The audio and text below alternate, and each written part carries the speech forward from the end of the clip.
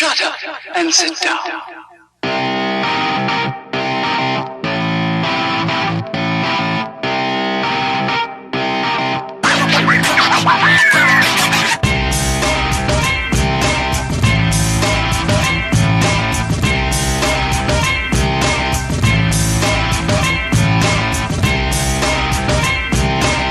What's the story, Internet?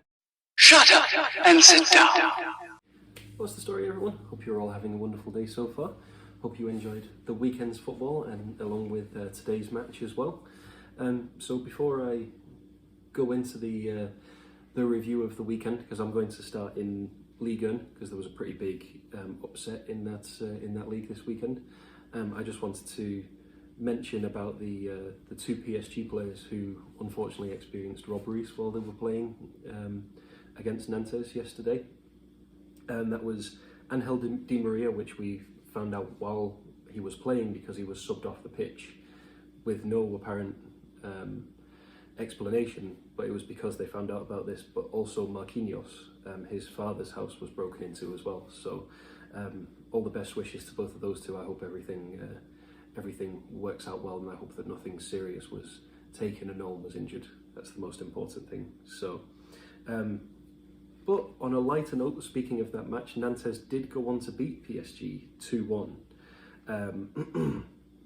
So PSG took the lead thanks to Julian Drexler in the 42nd minute, and then Nantes scored 2 goals in response. PSG had 75% of the possession, but as I always say, possession does not win you matches. It's all about the goals that you score. So that means that PSG could not take advantage of the fact that that Lille drew 0-0. They could have shortened the gap to 1 point if they had got the 3 points. A lot of draws in France over the weekend. So yeah, but that was the biggest shock upset, was Nantes beating PSG. In La Liga, we had a bit of an upset. Getafe 0, Atletico Madrid 0. Atletico Madrid dominated. They had 73% of the possession. They had 15 shots to Getafe's 11, 7 on target to 2. So not bad in the shots department for Getafe at all. But it means that they only get a point, and it stunts their advancement in first. So Barcelona are only 4 points behind them because they won, and Real Madrid are 6 points behind them because they also won. So not the result that Atletico Madrid wanted. Good result for everyone else in La Liga though. So, and then moving into the Serie A, huge upset. Not necessarily an upset, but a huge result in the standings of the Serie A. 5th place Napoli beating 2nd place AC Milan 1-0 means that Inter were able to extend their lead even further, and they are now 6 points clear. So it also meant that Juventus was able to pull within 1 point behind AC Milan. Oh, sorry, not 6 points, 9 points. I was reading that incorrectly. I thought that said 59. They're 9 points behind Inter Milan. So Juventus are 10 points behind Inter Milan now, which is still quite a distance, but it's closing the gap.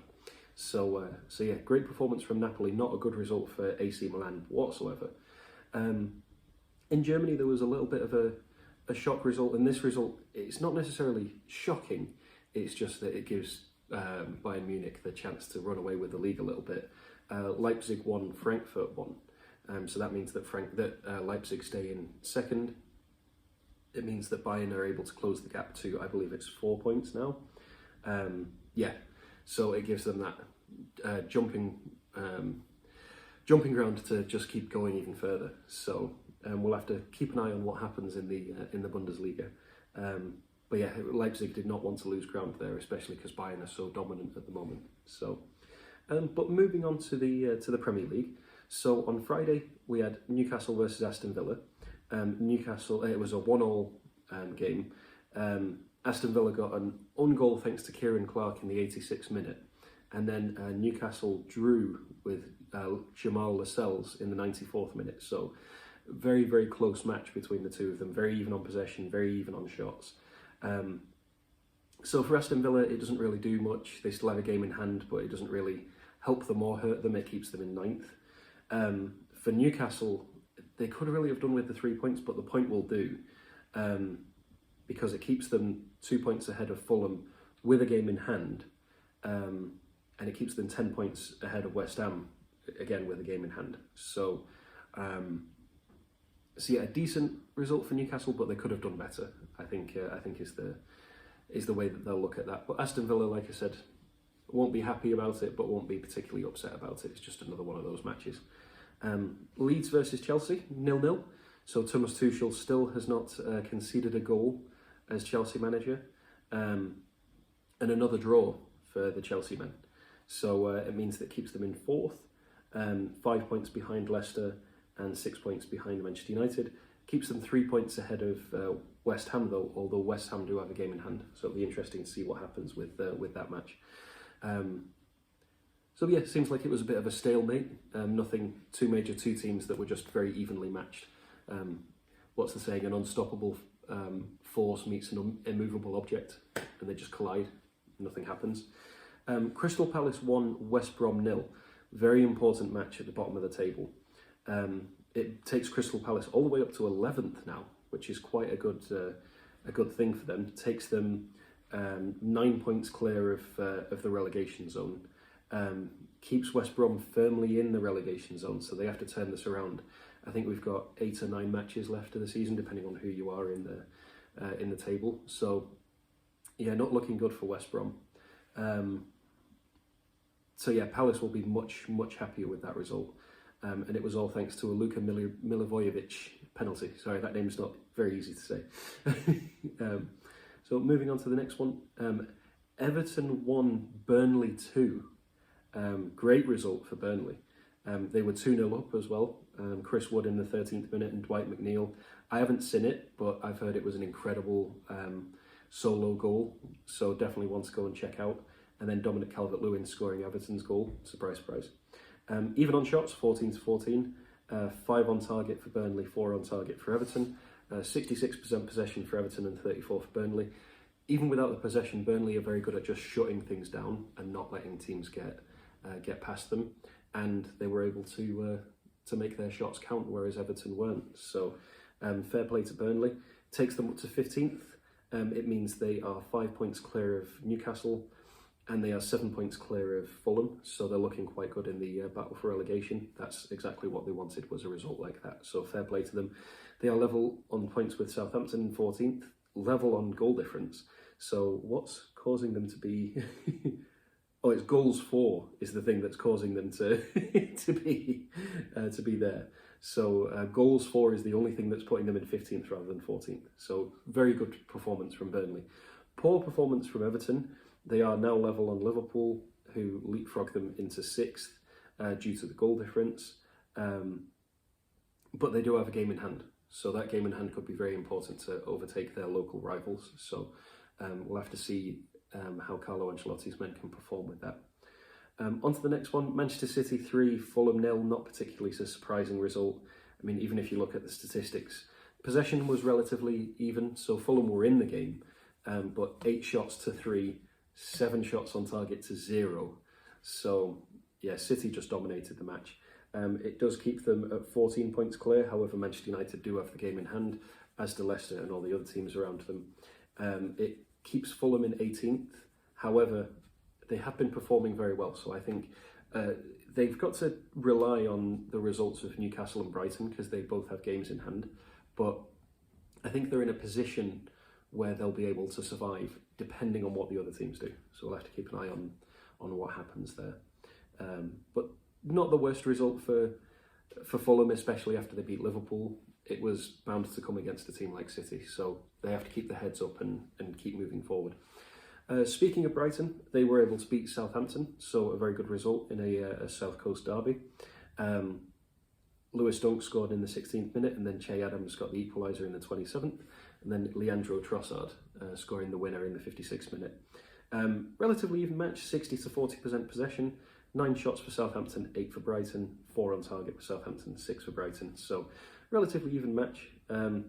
It continues Southampton's poor run of form recently. They are in 14th, as I mentioned, level with Burnley on 33 points. It moves Brighton up to 16th, 1 point above Newcastle and 3 points above Fulham.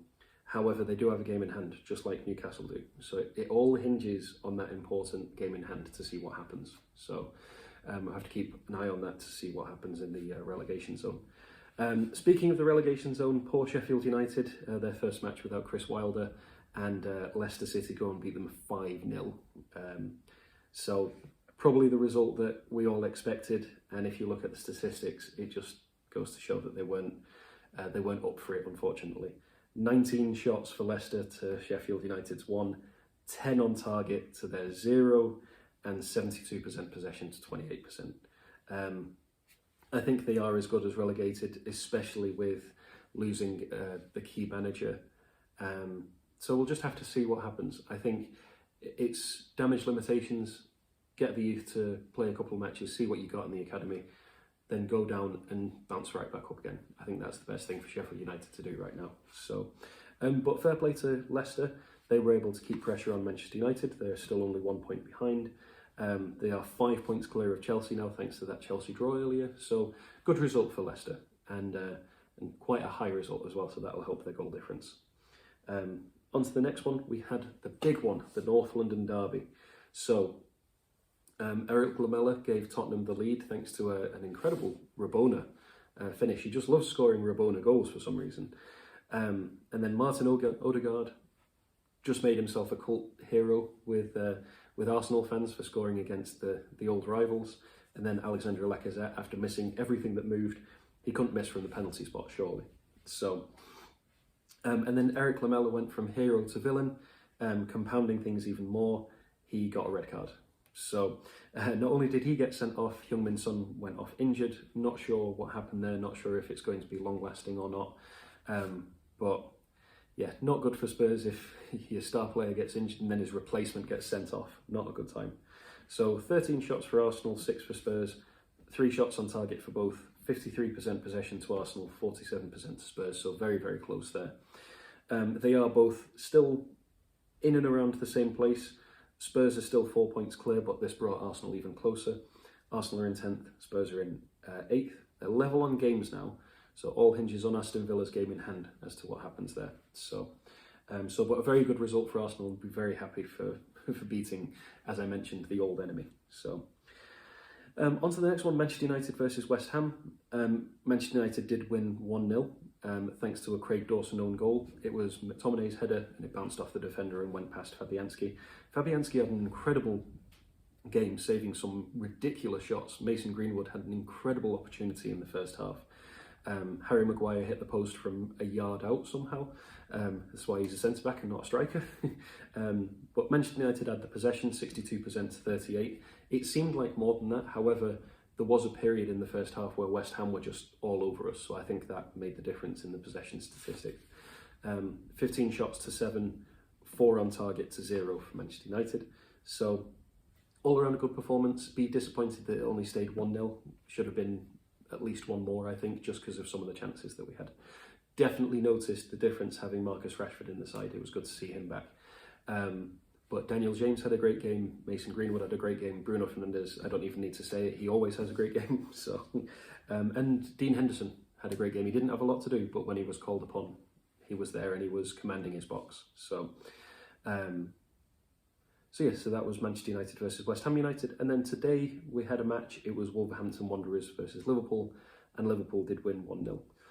One thing I do want to mention is best wishes to Rui Patricio, who was taken off in, I think it was the 11th minute of extra time, and he collided with his own centre-back, Conor Cody.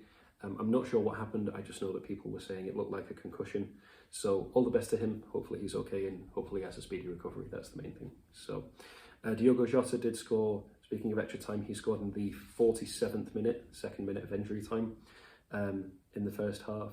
Very even match, 53 to 47% possession, 10 shots for Wolves, 12 for Liverpool, 5 on target to 4 for Wolves. So it brings Liverpool up, as I mentioned earlier. They do go above their rivals into 6th, 2 points behind West Ham, 5 points behind Chelsea in Champions League spot.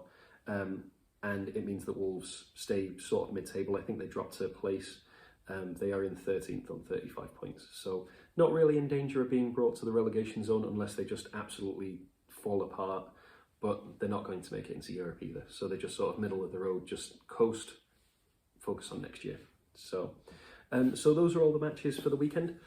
We have some midweek matches coming up this week with the Champions League, Europa League, and I will be back with you to preview that shortly. So in the meantime, I hope you're all staying safe, keeping out of trouble. Thank you very much for watching. I hope you all have a wonderful day. And until next time, ta-ra for now.